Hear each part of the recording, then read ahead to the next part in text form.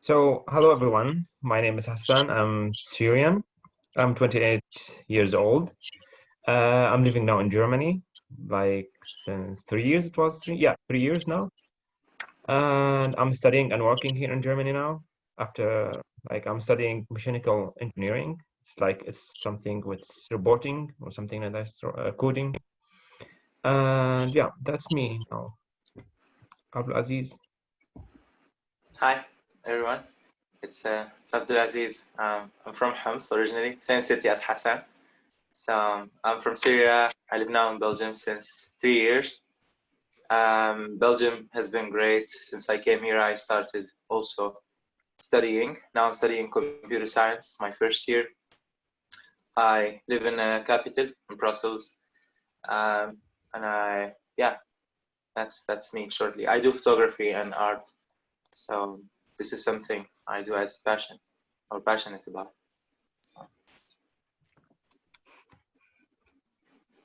And Leena, why don't you introduce yourself because it doesn't have your name on the thing. Yes.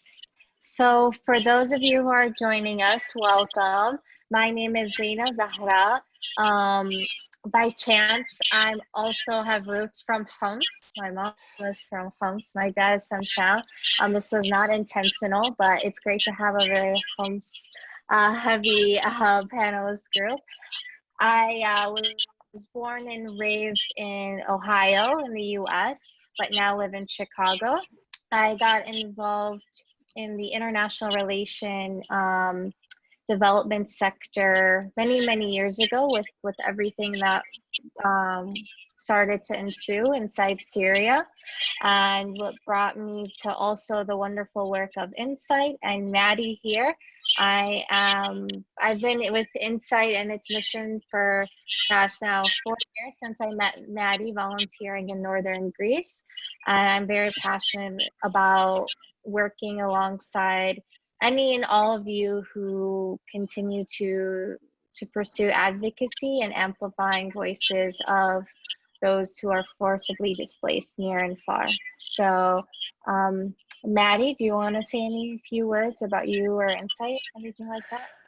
I just want to say I'm super thankful for all of you for taking the time to come on to this webinar and for everybody who's participating.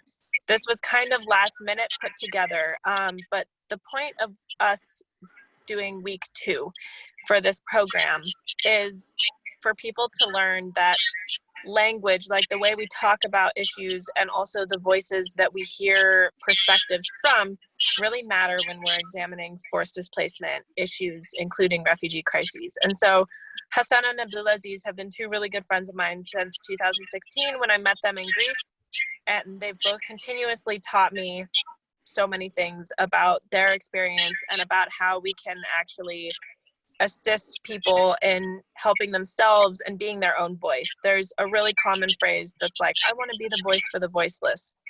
And this week's material that we're focusing on in the webinar is really challenging that attitude and saying like, well, everyone has a voice, you just have to listen. And so these 2 have an incredible story. They're both very well spoken. And so I thought that they would be awesome to have on board to just share their experiences and perspectives and answer any questions that you guys have. So Leena's going to be moderating, and throughout we'll be checking the Q&A box. So if you have any questions, go ahead and shoot it over in the chat or in the Q&A area, and then we can take time to answer those after we ask a couple of questions that Leena and I have come up with that are related to the theme. So Leena, if you want to take it away. Yeah, that was amazing. Thanks, Madi. Yeah, I just want to echo in that we just want to have an open and safe space and dialogue to really understand when we're talking about the idea of language and understanding the potential power dynamics that can kind of come in play. So we just need to be mindful and bring awareness to and offer, whether it's alternative language or like Madi has said, making sure we're thoughtfully listening and not putting in our own ideas at the front and center. So without further ado, real quick. Sorry, hold on. Oh yeah. Can you guys mute yourselves unless you're answering a question? Because there's background noise. I can't tell who it's coming from though. Okay, it was Abdulaziz. There we go. Yeah, perfect. Yeah, just keep yourself muted unless you're answering a question, and we'll all do the same so that there's no noise interference. Okay, sorry. Go ahead, Leena. Yeah, no problem. I'm glad that you guys caught that. Thanks so much. So let's start off. Yeah, again, like Madi mentioned, we'll go through some questions, and then once we're ready to open up to Q&A, we'll ask everyone that's on the line to shoot some answers there. And so, yeah, without further ado, let's get started. So why don't we start with this question? When we're speaking about language and labels, and most of our participants, Hassan, Abdulazez, are interested in understanding the refugee experience, or what does it mean to be forcibly displaced. So what do you think of when you hear the word refugee? Is it a word you currently identify with? What, if you can explain to the attendees kind of what that word has meant for you. So why don't we start with, we'll take turns. Why don't we start first with Hassan, then Abdulazez, and then with every other question, we'll go back and forth. Okay, are you hearing me? Yeah, beautiful. Actually, the word refugees, it's just about to describe, like basically it's a word to describe some like a group of people. They are just leaving their countries because of political war or whatever is it. But for myself, like if somebody call me a refugee, like it's not a bad word, so I can take it for myself. But it's always about, it's not about the language the words that we use. It's about how we're using this language, how we're using this word. But so I think that the refugees word, it's just not, it's to describe this group, describe why I'm here, what I'm doing here, why I'm from Syria, but I'm living in Germany, but they're not describing my personality. They are not putting this word, it's not putting me with 1 million refugees in the same place, and the same thing. So every one of us had personality, every one of us do things, every one of us has his personality. So it's just about how we use this word. It's just, I don't think it's like if refugees word, that's it's a bad word to call to someone, because not all the people are the same. Like we are refugees, but not all of us are the same. What do you think, Abdulaziz? Abdulaziz, do you want to go ahead? Okay, good. Does it actually make noise? Do you hear noise, or? Do you have headphones? You're okay now. It's not too bad. It only makes background noise if one of us is talking. But if you're talking, it's okay. I think I know now why. So, but okay, so I'm gonna talk. So I also like, I don't know. It also went for me, like the more time I spend, the more I kind of find out what is, you know, like it depends on the person. For example, like what does a person say, for example, when they say like, yeah, you're a refugee. It's a word that for sure it's like it's a status, you know, it's a label, it's another label that we've gotten, which goes actually also now, which is like, yeah, there's a refugee program, there's a refugee thing, there's a refugee event, there's a refugee. So it's becoming more, and the more it's coming, the more actually it's being like labeled. And that's why it does feel sometimes that people are like, yeah, but you're a refugee, or like, yeah, this is a refugee program, welcome to the refugee program. Like, yeah, no, but it's not, you know, it's a status that, for example, you get when you leave, but then that's it. When you actually in another country, it's just done. Like it's just that you're a student, or you're doing something else. So.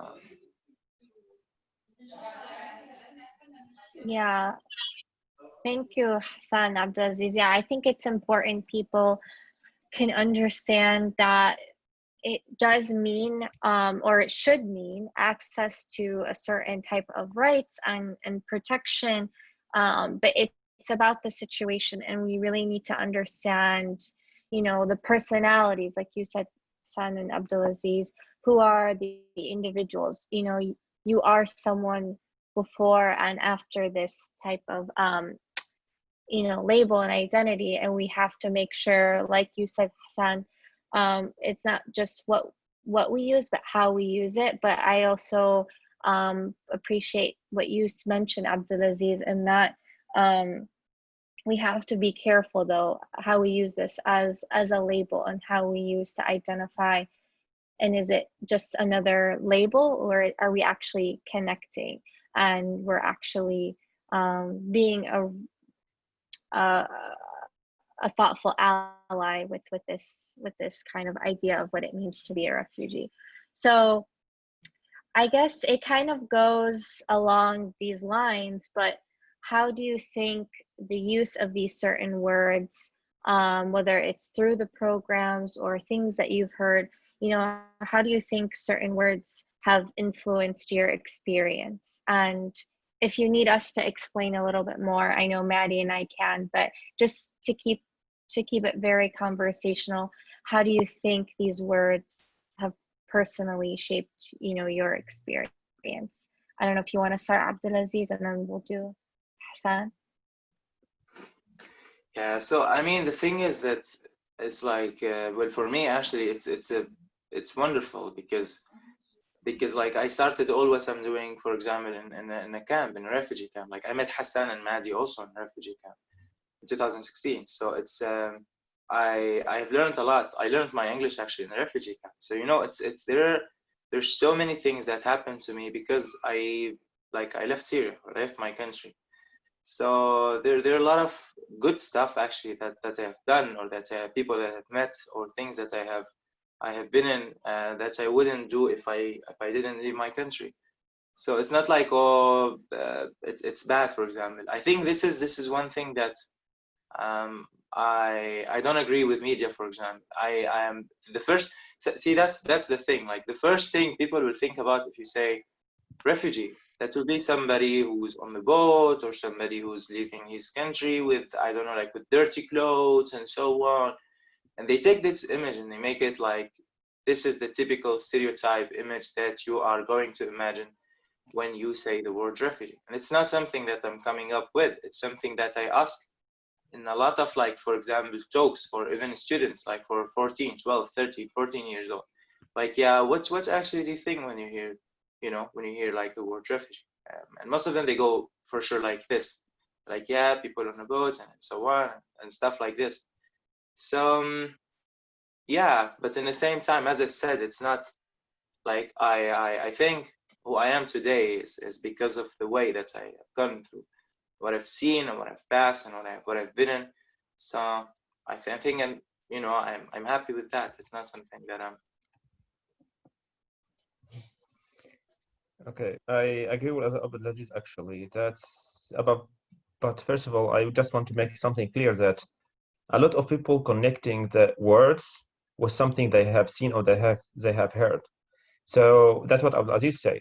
So, but for the people that me and that refugees, that so many people's coming to our country, so many people's here taking our jobs, so many people just taking the social help or something like this. But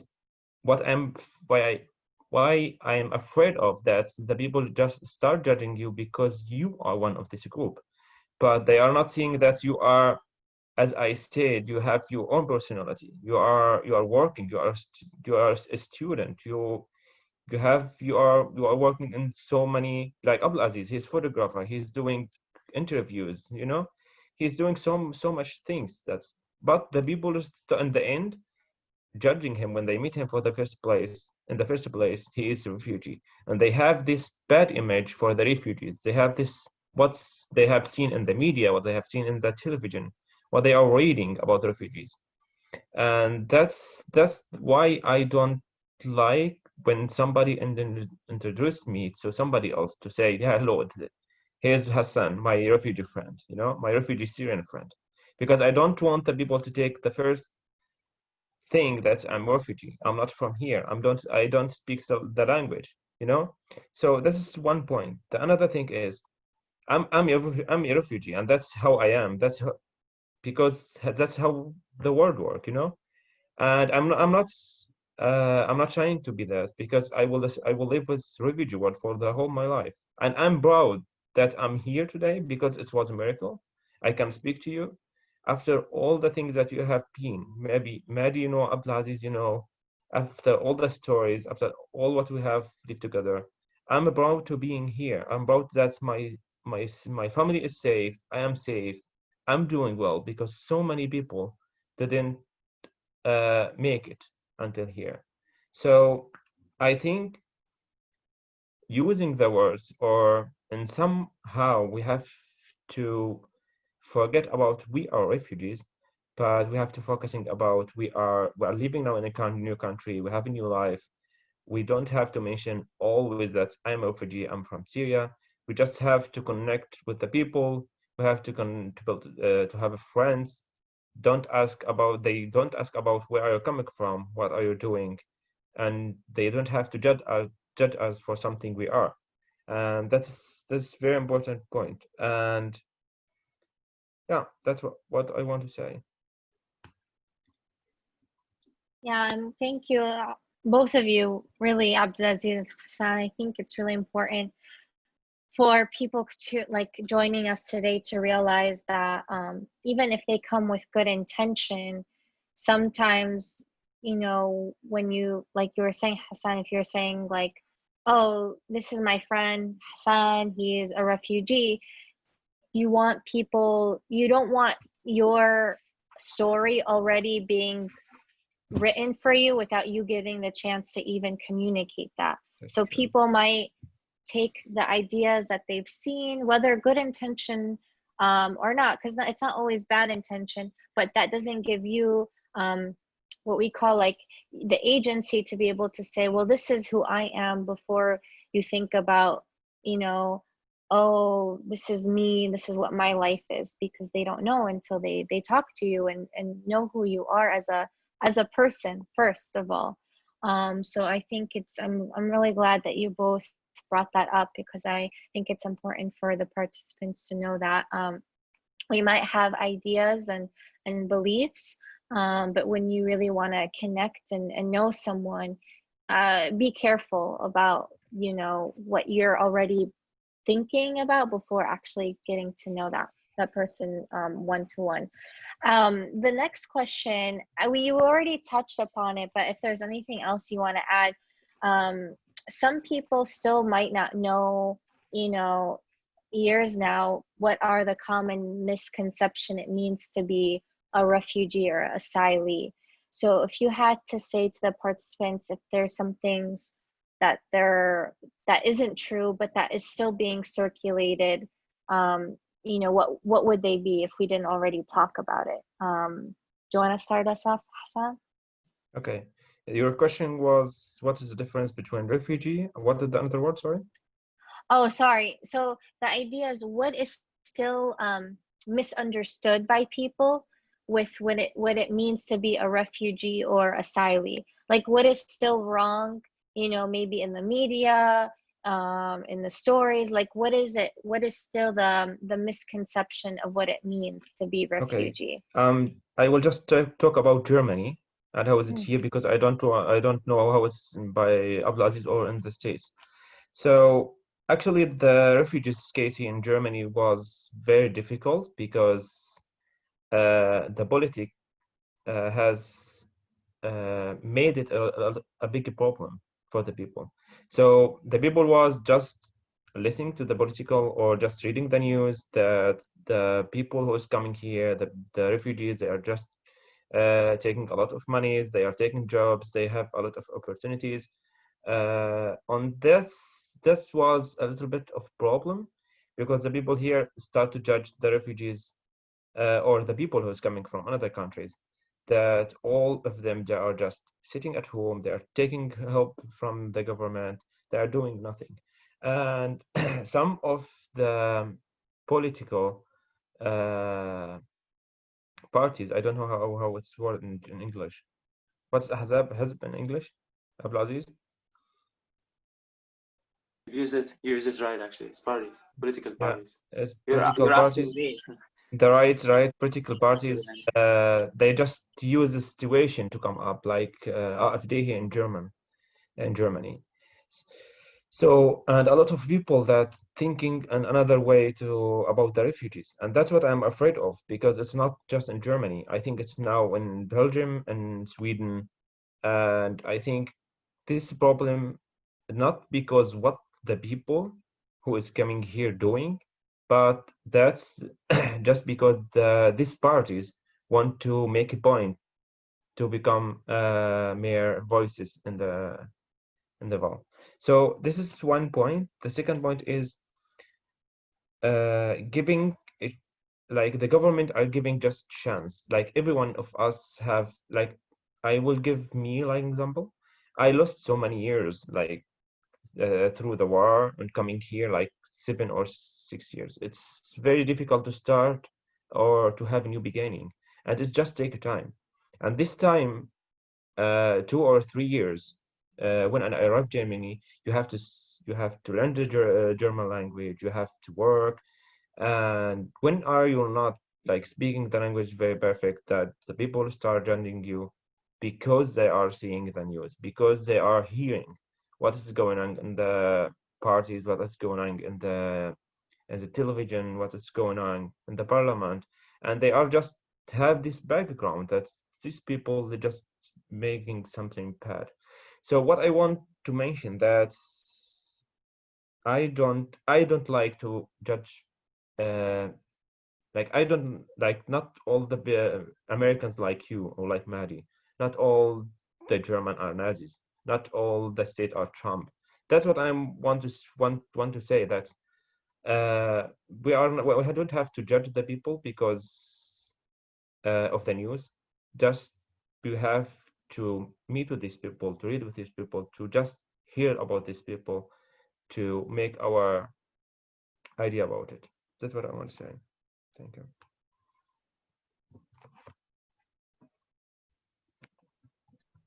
Yeah, from my part, it's well, it's hard. It's not easy. I mean, there's a lot of things which is which is kind of going wrong. Which one of them I think is integration, because yet like everybody would see integration as if a woman who come here, she has to take off her clothes, like her hijab, because she's gonna work, or the man has to go drink beer or go drink alcohol and say, yes, I'm integrated. If you go somewhere, actually you have a friends who are drinking, they're like, yeah, why are you not drinking? It's because you're Muslim. And actually if you don't drink, doesn't mean that you're a strict Muslim. It's like you're very normal, basic Muslim, which is crazy. See, here comes also very many differences, because a lot of people would actually kind of not judge, but would think that integration is by integration is actually by like, you know, the way that the style of your life and the way that you live and so on. And at the same time, we see people who are changing their whole style, actually, the style of life, and they're changing everything. And in the meantime, they're not really studying, they're not working, they're not contributing. So I think this concept needs really to change in a way that integration means contribution. Like there are some people who are 50 who come here, and I know some people, it's very hard for them actually to study the language, because it's hard, because when you're 50 years old going to another country, it's not easy. And then actually, if they're trying to work, even though if they don't learn the language, let's say they learn 2 levels, and they're then like, yeah, we can't learn anymore, we can't practice, and they go work. Like I would say, for example, I would say they're perfectly integrated, because they're contributing into the society, and they're working, they're making their own money, they're doing things, and that's it. They don't have to, you know, like they don't have to, for example, like success is now a word that changed from person to person. Like I am young, I can go to university, but the guy who's 30 years old, he can do that. Like his success is not going to be the same way that, you know. That's why integration now, it's crazy. It's being represented in a very I think it's not well, yeah, it's actually somehow a stupid way, because yet a lot of people would not understand how do they do it, and they fail to go to university. They'll be like, yeah, that's it, that's the end, we're not going to be able to do anything, and they're not being pushed enough. There are many misconceptions, but I think this is one of the most important, because it changed people's life once this is a little bit different. Once you, for example, like appreciate contribution instead of integration, in a way that that people need to be changed, to forget about their own culture, own things. I think this can change a lot of like the balance. This can change a lot of things. I think other points are brought already, and there are many points. They're quite clear. Like we are not going to talk about that the whole time because they're quite clear, and we keep talking since years, and I think some of them are you know are like clear, and some of them they're clear, but people just don't want to get it. Like some countries. So yeah, that's quite what I want to say. Abdulazez, I love how you worded the contribution versus integration. I really love that. And I'm sure everyone on the call really does too, because I can't speak on the situation, especially that you both have experienced. You know, all I can do is honor and support everything that you have gone through or going through. But I know, and just thinking in the context of the US, I mean, it's such, like it's known to be what they call like a mixing pot, this melting pot. So to say like to be fully integrated this day and age, I personally don't know what that means because we're all so different. We all come from such different backgrounds, experiences. I know with my parents, things have changed since they immigrated to the US from Syria 30 years ago. So this idea that, okay, integrate, and then what? You know, are we supporting these individuals to really thrive and succeed and, like you said, contribute? Because there is a lot you're doing already that's contribution and being a member of society. So I know we can go much deeper into that, but I'm so grateful that you share that. Maddie, were you going to say something? Well, I was just going to say, too, something that we've really emphasized in the material for this week is talking about how certain words just unconsciously, because of how they're used in other areas of speech and communication, can paint really negative pictures. For example, like beneficiaries is a word that we're really sensitive about at the organization. Instead of saying, we provide aid to beneficiaries, that immediately gives all of us this idea of the people receiving aid as being needy and just taking, when in reality, a lot of the distributions that we do would not happen without the contributions of the community in helping us with distributing, helping us with translating. I met Hassan and Abdulazez both because they came and they volunteered hours and hours and hours of time almost every single day to translating for us at clinics. And without them, we wouldn't have been able to function, hands down. It would have been impossible to function. And so using a word like contribution really helps promote that mindset of like, okay, this is a word that we positively associate in other areas, and maybe it's one that's worth thinking about incorporating into this narrative that we have of resettling refugees. Because Abdulazez also raises a good point that like integration is kind of the buzzword right now, but it's so much more than that. Like there's logistical considerations of bringing people into new countries and providing safety and resources. But it goes both ways. Like, yes, things have to be provided so that people are properly supported and that they can survive. But equally, people who are being brought in can provide things to help contribute to the community and to make it a better and more prosperous place. So I think both of you raised really good points with that and saying, you know, we all have a backstory and we all have something that we're bringing in, and that's positive. We're not just coming to take from the system. We're all eager and willing to contribute something special of our own. But there's one thing here that comes always kind of like in a weird way. There are a lot of people who think like, yeah, they're coming from another country. That means they want to make change. They want to change the culture. So they wanna like this kind of idea always kills me. It's like, why would I try even to do that? Like, what pushes me to try to do that? And it's all, yeah. What's funny too is that people tend to say that, but then expect you to come into their culture and change. That's so it's the thing. Like, exactly. It doesn't really make very much sense. Because see, that's the thing. Because even like they consider if you're leaving because of even war. If you're leaving your country, you're coming here, oh, you're welcome. But you know what? You have to forget all your culture. You have to forget everything. I don't know, just be here. Like I think this is a very big misconception right here.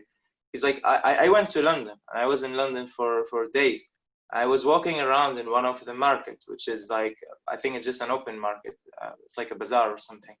And it was just crazy how many cultures you see, how you see like kibbeh alongside other stuff, which is from Iraq, alongside an Indian food, alongside Bangladesh food, alongside another. It's beautiful how many different cultures you see in one single place. And I think if I don't change, for example, there are a lot of things to learn even from us. As there are a lot of things that we're today learning from the community that we're in. Like we're learning how, for example, like the hard work and the good things, how actually this country was built, and now there's for example technology. There's many things that we're learning, and at the same time, there are also many things that we're bringing. One of them is how do you even say that, like how solidarity there is in our community, how it's not individualistic, how everybody cares about everybody, how it's very easy to get into the society. There are many things to learn, and every culture, if you take the culture as it is, one package, you look at the culture, you take for sure the good thing, you leave the bad thing. Doesn't mean bad thing also should be taken. I think there's a lot, there's quite a lot more interesting than losing your own culture. Like even speaking your own language, which is interesting. Again, why, if somebody's coming to me speaking, like for example Chinese, why would I say, hey dude, you're coming to me, don't speak Chinese, speak just Arabic with me? No, speak your language, speak my language, and let me learn some of your language. What do you have? Maybe it's interesting. So I think this is this is something that I always think about, like, why is it like this? And I think media is one of the big, like it does a big marketing on such thing, on such, since you see all the media is about just bringing one bad example, putting it on media, saying, oh, this is the real image, this is the image that you see. There's no program that shows other people's cultures. And instead, okay, they show food the whole time, but it's okay, food and restaurant and dancing, it's not something that's going to change anything, literally. I'm sorry about that for the people who think it does change, but it doesn't. Like if you go eat falafel, after 10 minutes, like what? It's like, oh, I have eaten amazing falafels from Syria. What have you learned? I love the fact that you've eaten that, but what does it do also? So there are many. I think there are many stuff that I think they can be better. They're good. Some of them they're really good, but they can be way better. So yeah, sorry for talking a lot.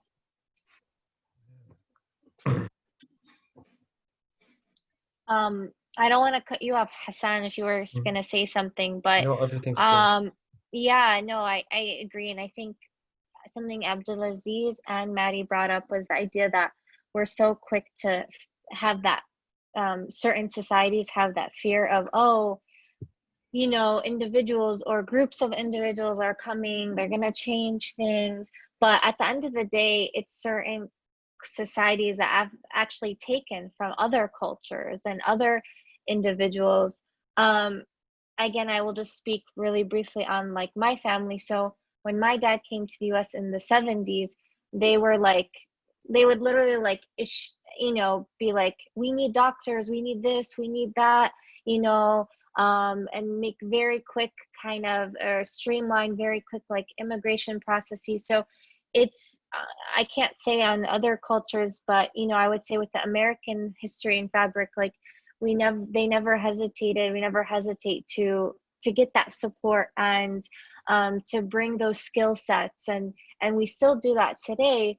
So we can't generalize, like you said, Abdulaziz, to a group of people saying, oh, okay, this group of people, why are they coming here? This is what they must be like, or and really when we think about it, we have a history of going into other societies and cultures, and bringing that back to their home, to the homeland. So I definitely agree everything with what you are all saying, that hopefully we can have these conversations and have them be more of the narrative than what we are always seeing in the media or with politics. Especially with politics, they like to use discreetly, like quietly, but this term called scapegoat, where you blame society issues and problems on a group of people out of fear because they don't know who else to blame. They can't take the blame themselves. So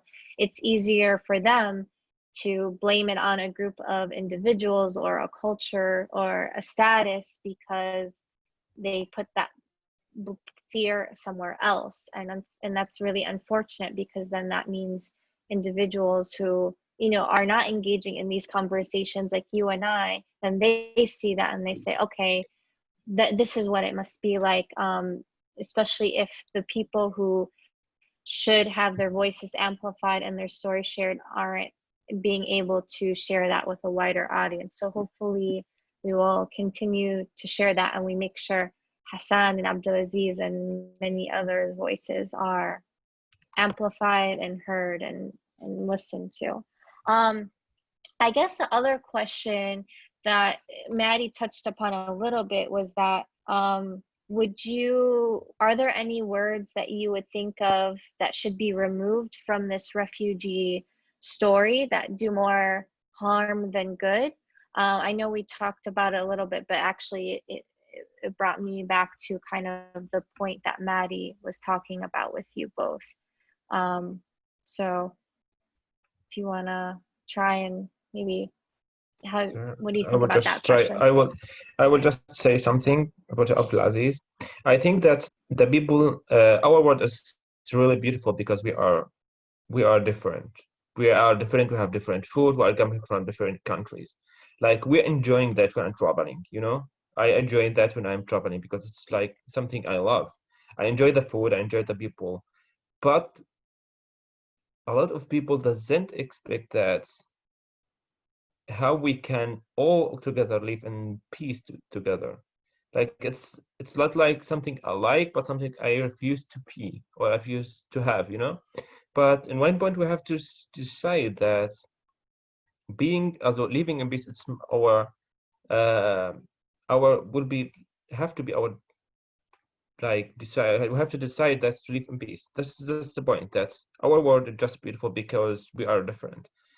And I have said about what did you ask, that it's, for me, it's not a problem to use some words for something, but it's about how and who are speaking these words. Like, you have all of us as best friends. We are mean. We are mean to our friends, but that doesn't mean that we are not like them, and they understand that. But if you say that's this word that you use with your friends to another one, he will not understand it. And that's what I mean, but using the same words, but we have to be careful how and who can use these words. That's what what I have to say. I want to say.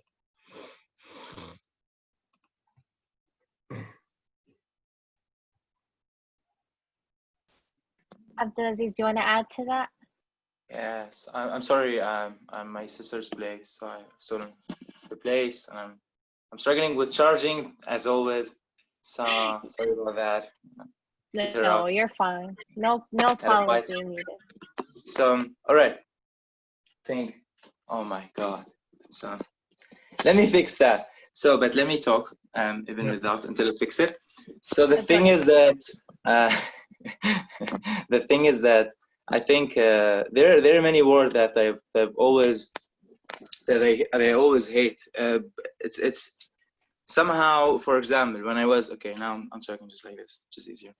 So there are some words that has been always kind of like not a kind of proper words to use. Like, for example, even when I was in a camp, I would remember people who were coming who would be like, you know, putting their hands on you, like, oh, like poor refugees, or on kids, for example, or like telling you, oh, do you want some money, or oh, do you want something, or oh, can we help you? How can we help you?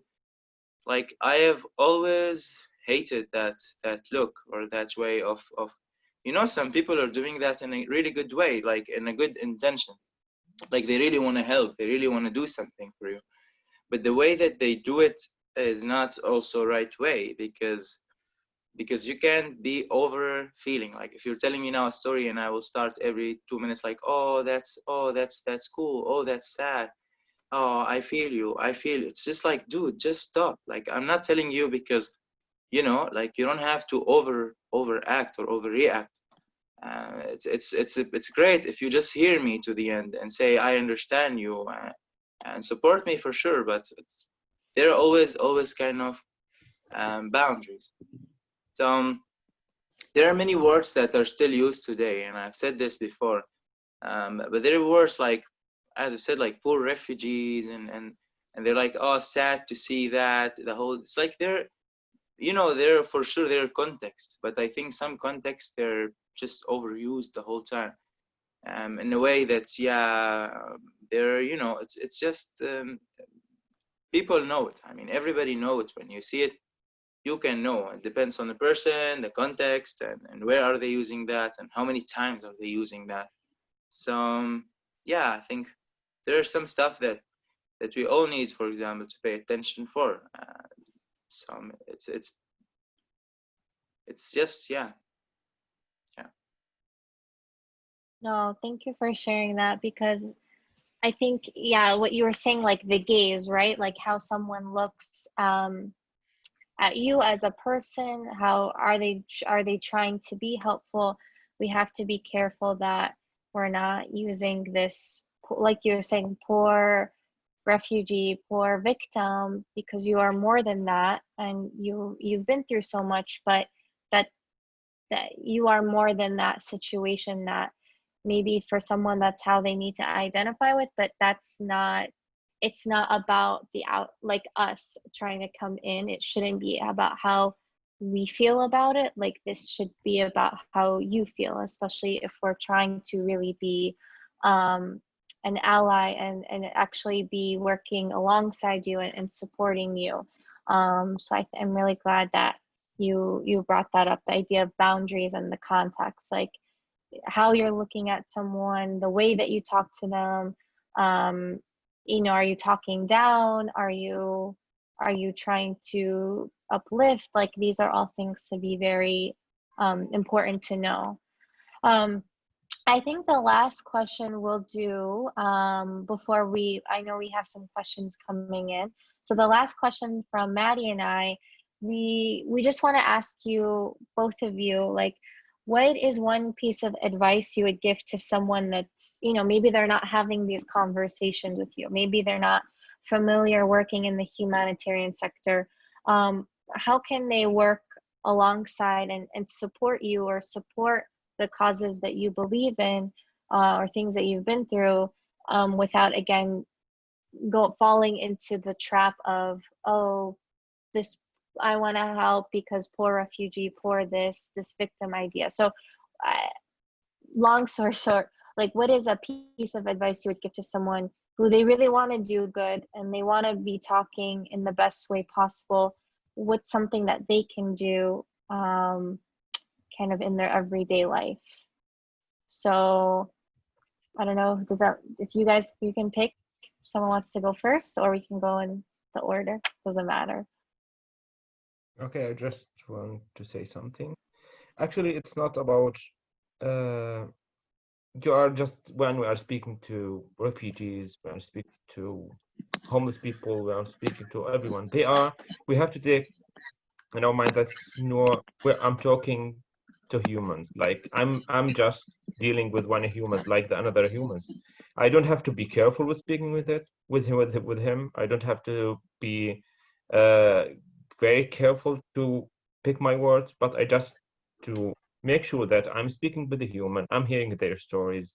I'm hearing what they are saying, and after that, I can deal with it, because I hate it also, as Abdulazez say, that the people that's just when they are hearing, when they are dealing with us, just they are overacting, you know.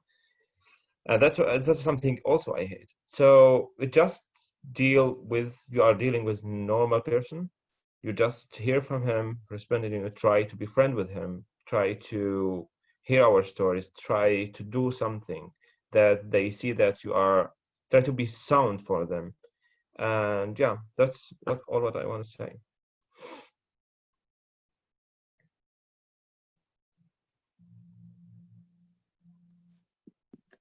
So just fix the background.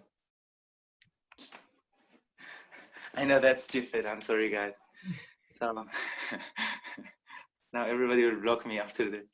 So, all right. So the thing is that Wait, what was the question? It's okay. You're fixing the background. That's most important. No, just kidding. No, the idea is that in simple terms, like just what's something that you can tell, especially people on the call, like a piece of advice. Like Hassan said, you know, just talk to each individual just as a human. Like don't overact, don't overdo it. Just talk to each and every one of us as a human with dignity and respect and whatnot. So it's especially we want to make a point across for people who maybe they're not having conversations, maybe they're not involved in the humanitarian sector. So what's something that you could tell them? So I think like just being open to learn is something very important whenever you're meeting somebody. So it's not like, yeah, just be, whenever you're open to learn and you talk to somebody, like you're open to listen, you're open to learn, even though if you have, I don't know, if you have like misconception or you understand something differently, like what would you do is just listen, right? So I think this is the only thing. Just follow your heart, and I'd say just listen, just like talk and be open to learn something new. And you know, like I mean, like yeah, whatever you're talking, for example, to like a Japanese, somebody who's Japanese, and you have never met somebody from Japan, so you're just gonna be like, yeah, I don't know, whatever he's gonna say, I'm gonna learn something new because I have no idea, like for example, about the culture, how they eat, how they, I don't know, how they make food, how they do things. So whatever they say, I'm gonna learn. I think being open to learn is, you know, just does everything good. So that's it. That's great. That's How's great. the background? Thank you for. I love the background. Your background lighting is so beautiful now. It really brings out. I mean, look at that. You You can do see have the a glow. photographer You have in a you. glow. He has a Yeah. glow like around his head. It's like a halo. It does. So He did that on purpose. He did. Thank you. He did. Yeah. It's my sister's place. Should say that to her. We'll tell her. I'm asking myself, what's nice? Yeah. Well, thank you. You know, thank you both so much. We have 2 questions. Maybe some more will come in. We'll take the time to people who joined us today, see what kind of questions they had. And it doesn't seem like they're addressed to anyone in particular. So if you both want to answer, of course, go for it. Yeah. So let's take the first question. So the first question is, you mentioned that people develop preconceived ideas about refugees based on what they have seen and heard, mainly through news and media. What kinds of media representations of forced displacement are helpful in doing justice to refugees and their experiences? Let me know if you want me to like reword the question or say it again in the Q&A, but that was our first question. Yeah, I mean, I would say actually, if you can say it in better words. I didn't get that.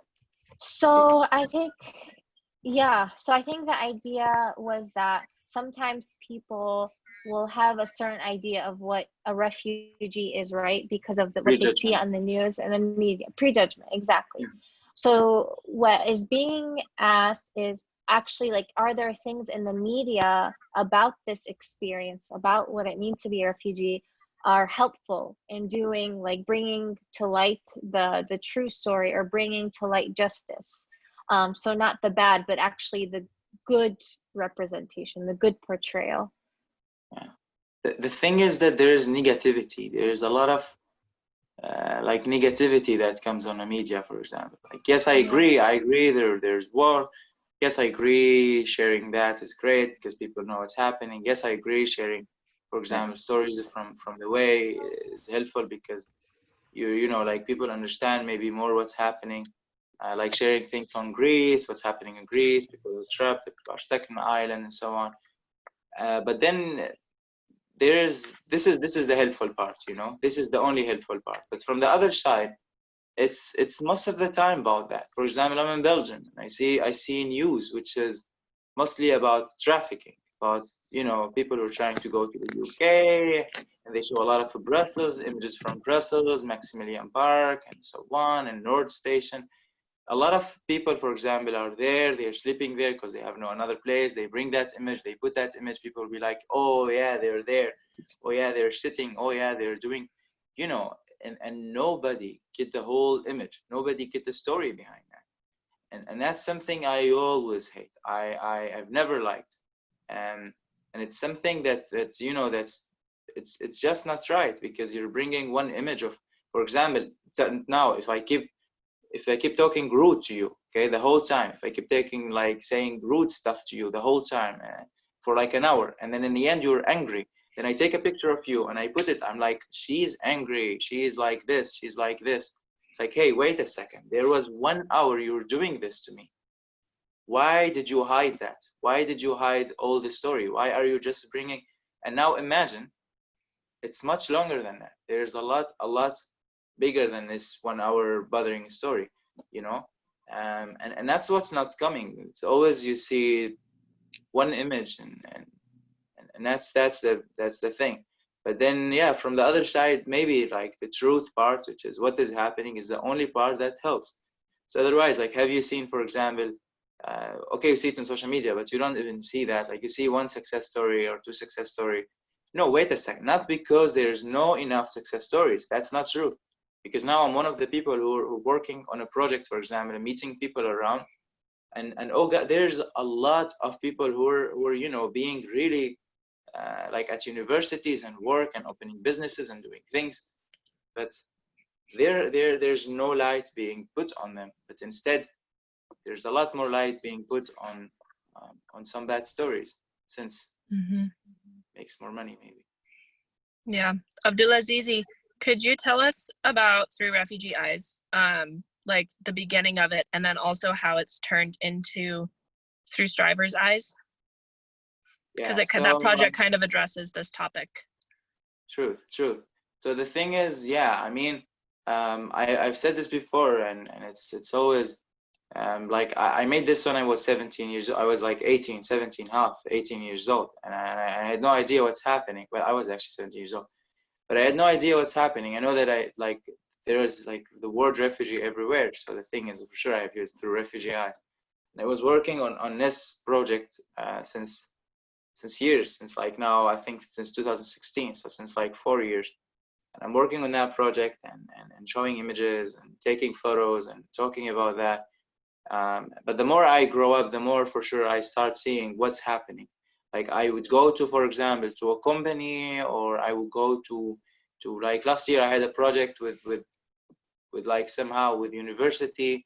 I would go there, they would do a video, I would talk about photography, art, my success, my things, the thing I love. I would say poems, I would say a lot of things. And they would, they would put the poster, they would put the main image on that, I am refugee. It's like, why the hell would you do that? And I wouldn't realize it, but the more time passed, the more I talked to people, the more I learn about it, the more I started realizing what's happening. The more I started realizing that this is a branding. People are using that just because it brings attention. They're using hashtags. The same thing that I was doing, unfortunately. Well, fortunately, I wouldn't say, because every day passes, we learn something. And I kept pushing that until this year. And when this year started, and I was reviewing, realizing, thinking about it, I actually decided finally to change the name, which I always wanted to do, but I've never found actually proper name that I would say, oh yeah, this is a name. But then this is when I came to the I was struggling a lot with I just don't want to do that. Like, okay, I'm gonna bring more followers from hashtags, but I don't really care, because that's not the point, right? And people who are doing this for a good reason, they don't need to do that, because I assure you, I can't assure you that, but I assure you in most cases they're doing that because of attention. Okay, well, I was doing that again. This is what I'm saying. I was using hashtags, I was doing that, but in my case, yes, I was doing it because there are some parts I have been in, some stories I have seen. I thought they were always important to bring up and to try to show, because we don't want to be represented by, I don't know, big pages was like 10,000 people. They start using hashtag, they'll be pop on the beginning, and they'll be like, yeah, we're bringing this, we're putting some attention on this. And I know many organizations who started with something refugees, and then just because it's like you know, takes attention, or it's just catching word. So I changed it, and I'm happy that I've done that, and I'm happy that that I decided I would never use a hashtag about refugees. I wouldn't make this grow up. I really wouldn't do that, even though that I'm gonna lose, I don't know, followers or whatever things. But that's not the point that I work this for. I think people will come always if you keep the good work. So yeah, I'm sorry definitely.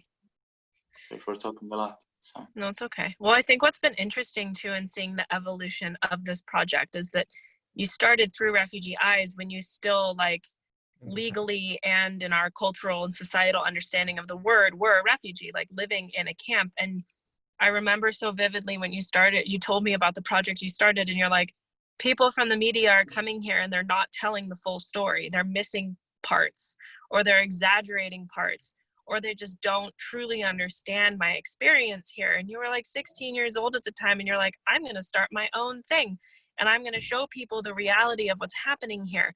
And you were sharing these incredible images, like at the time too, Idomeni in northern Greece, like it was a hot spot, and people were sharing pictures of the fences and of kids who were dirty and crying, and it wasn't painting the full picture. And so you were sharing these amazing images, and your photography has since gotten so much better, but sharing these beautiful pictures of joy and happiness and community, and highlighting the volunteers and people who meant a lot to you in the community. And so it's been incredible to see how you've really become conscientious of language and how it has affected your experience and the way that other people interact with your platform.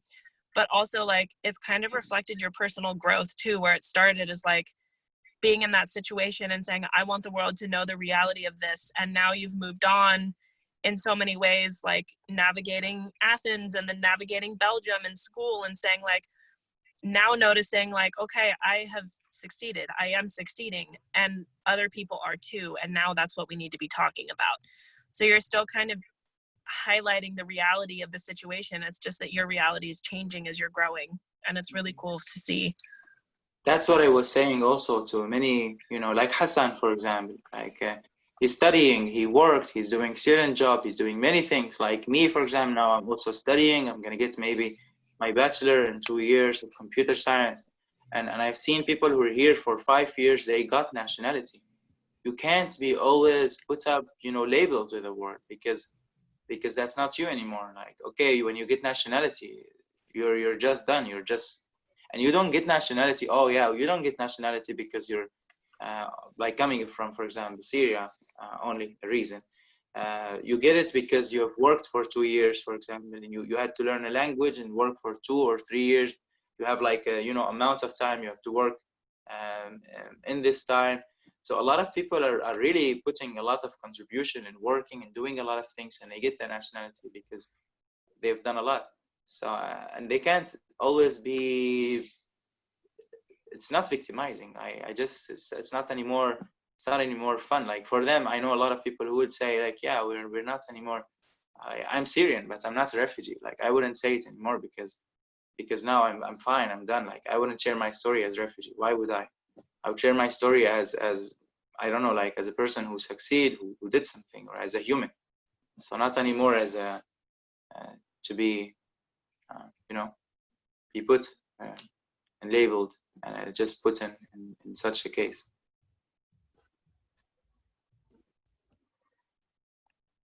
So I just want to say I disagree with Abdulazez by this point.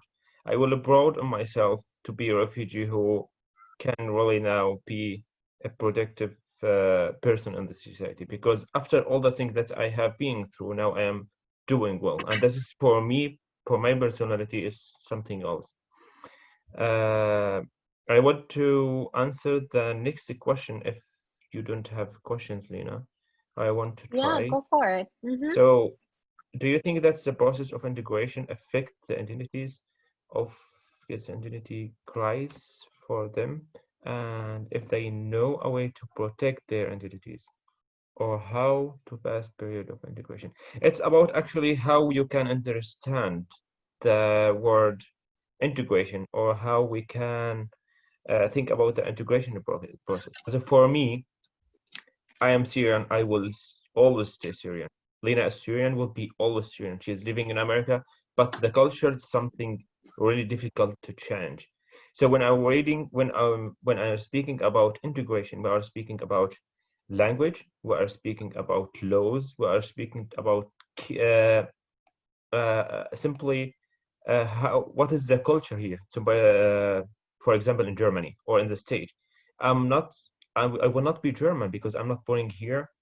I didn't live my life here, so it's very easy. Integration doesn't mean that you have to become a new person. Integration means that you have to know the language, the culture, the laws, that you can deal with the people in the society. You can know what you have to do, what you are allowed to do. But that's not mean that you have to change your identity. You have to change your personality to be somebody else. I lived here because I don't want to be the person that they told me to be, and this is clear. I'm not. For me now, it's not about somebody telling you to be something or to say something. It's about me, what I have to understand from this word, or from the integration progress. So it's always about what's my dreams, what's my I have to be. It's not about the people, because the people are actually from it just you don't know how to make all the people happy. It's just uh, amicable. So that's, I think that I answered that question. I don't know, Abdulaziz has something to add. Yeah, I've talked already about that, actually, about like the way integration kind of is seen, what integration is for a lot of people. So I think I got that before. I've wanted, yeah, to add for sure the part about being refugee. What I'm seeing today, a lot of people who are just tired of holding label on their back and going with that. They have a lot of experiences while they were prevented to do something because since they're refugee, they would say like, yeah, you're not allowed to do this. You're not allowed to travel, for example, to some countries. You're not allowed to do that. You're not allowed to do that.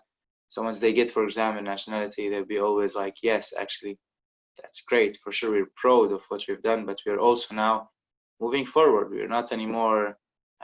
They'll be lost in between. They will never be, like they will never be. For sure, you'll never be German, as they'll never be Belgian. But be somewhere in between, I think. But keep holding like the label. For sure, you're proud of that. You're proud of what you wear, what you become. But I think it's difficult. It's not so easy to live between two cultures. I don't know. For me, for you, for Lena and Madi, we are coming from two different cultures. Like, it's difficult to compare with the both of them, but you can find for yourself place in the middle. And I think it's very important, because so many people have lost who they are to just become a part of the new society, and this is something I don't like, actually, because and after that you cannot be part from the two communities. As having two cultures is not, I think, it's just impossible. But what you can do, that you can deal with the both of them. You can learn how to deal with the two cultures. But that doesn't mean that I'm in Germany, I have to be German. Integration doesn't mean like this. Integration mean, how can I deal with the German culture? How can I deal with my problem in Germany? How can I understand the laws here? How can I be a productive person in Germany? Uh, how can I deal with the person in this society? How can I do something here? I think this is the integration is. But if you want, as I said, if you want to understand what the culture is, it's a culture we cannot understand it. It's something somebody made to be like. I think one of the things when I was in India, I want to give a small example. How difficult to someone to know or to understand one culture. Sorry, I was in Nepal. Like it's a small country next to India, and there when the man die, so they are burning him, you know. And in some small villages in India or Nepal, they are burning the wife alive next to her man. So for me, it was just like, what the heck? Like it was so difficult to understand because it's so difficult, you know. But in some way, it's just culture. You cannot decide that these people are just, you know, just crazy. They have their culture and they love it, and they live in it. I can't decide that's, you know, it's something you can take it or you can leave it. This is the culture. I don't have to take the German culture and believe in it. This is the way I find myself a way to live with the both culture, and that is, I think, this is the best way to deal with two cultures.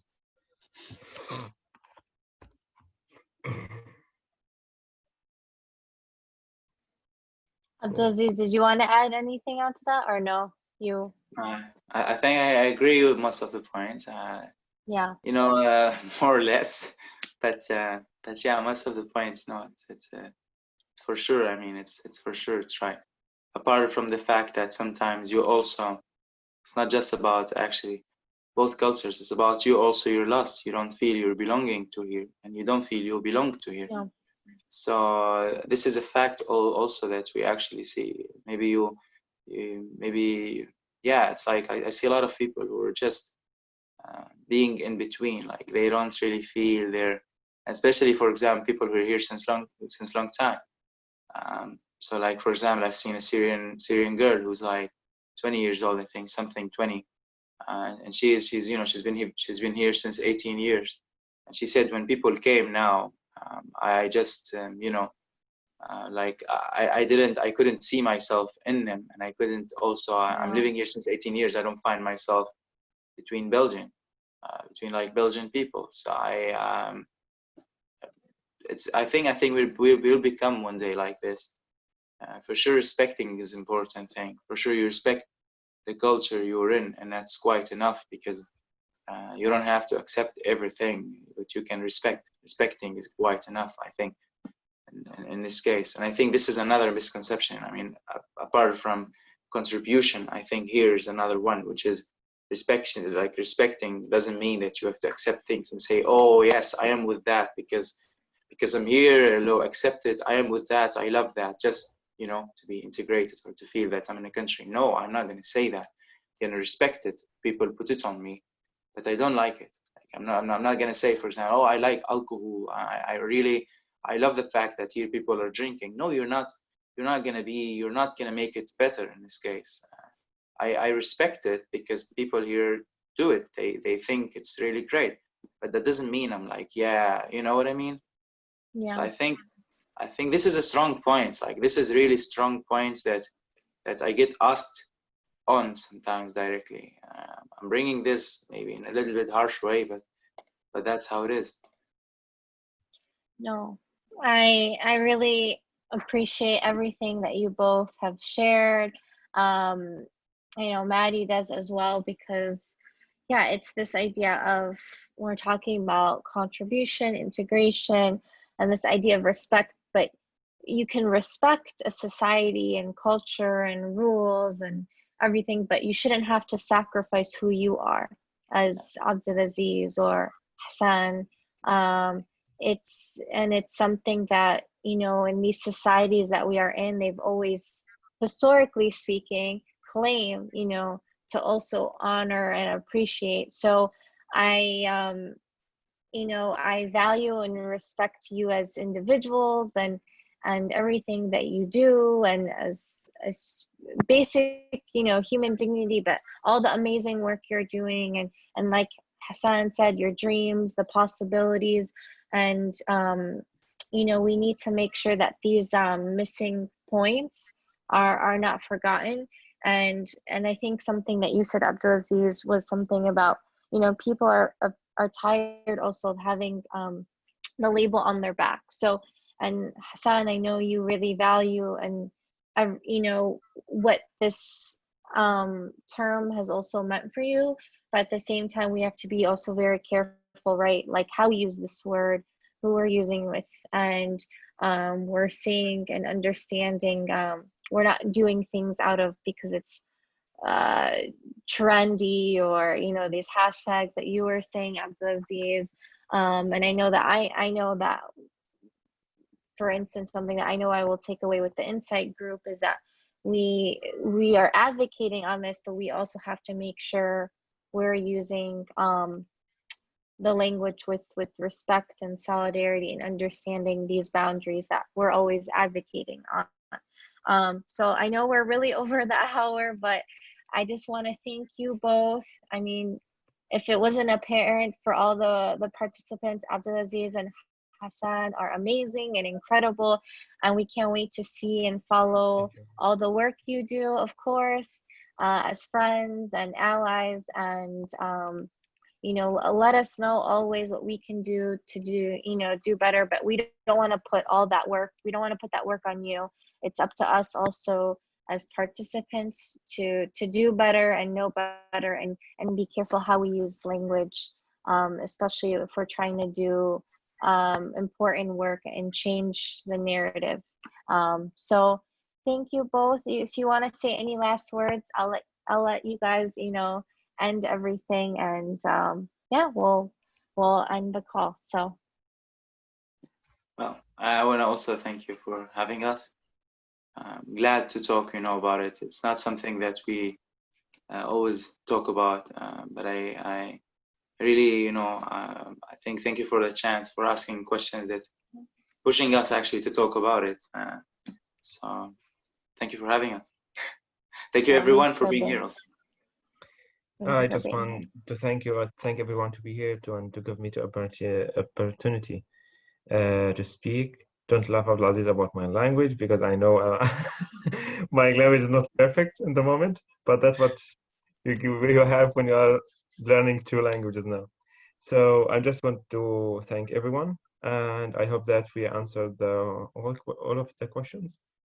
And yeah, I hope to see you all of you here in Germany. So you, Abdulaziz, Leena, and Madi, and everyone, you are welcome here. You have a house in Germany if you want to visit someday.